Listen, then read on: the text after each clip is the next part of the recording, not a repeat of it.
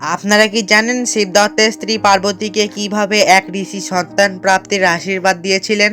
একবার এক ঋষি পার্বতীর বাড়িতে ভিক্ষা চাইতে গিয়েছিলেন। পার্বতীর আসতে দেরিতে সেই ঋষি ক্রোধিত হয়ে উঠলেন। তখন সেখানে পার্বতী কিছু ফল নিয়ে এসে উপস্থিত হলো। এই দেখে সেই ঋষি ক্রোধিত হয়ে পার্বতীকে অভিশাপই দিতে যাচ্ছিল, তখনই তার কপালে তার নজর পড়ল। সেই ঋষি পার্বতীকে দেখে বুঝতে পারলো এ কোনো সাধারণ মহিলা নয়। তখন সেই ঋষি পার্বতীকে প্রণাম করলেন এবং তাকে সন্তান প্রাপ্তির আশীর্বাদ দিয়ে সেখান থেকে চলে গেলেন। সেই ঋষি যখন পথ দিয়ে যাচ্ছিল তখন তার সামনে যমরাজ প্রকট হলেন এবং তিনি সেই ঋষিকে বললেন, তুমি এমন একজন স্ত্রীকে সন্তান প্রাপ্তির আশীর্বাদ দিয়েছো যার কোনোদিনও সন্তান প্রাপ্ত হবেই না। তখন সেই ঋষি যমরাজকে বললেন, আমার আশীর্বাদ কোনোদিনও বিফল হবে না। এই বলে সেই ঋষি এক আশীর্বাদী আলো পার্বতীর বাড়িতে পাঠান। তখন যমরাজ ওনার শক্তির সাহায্যে এক সাপ পাঠান।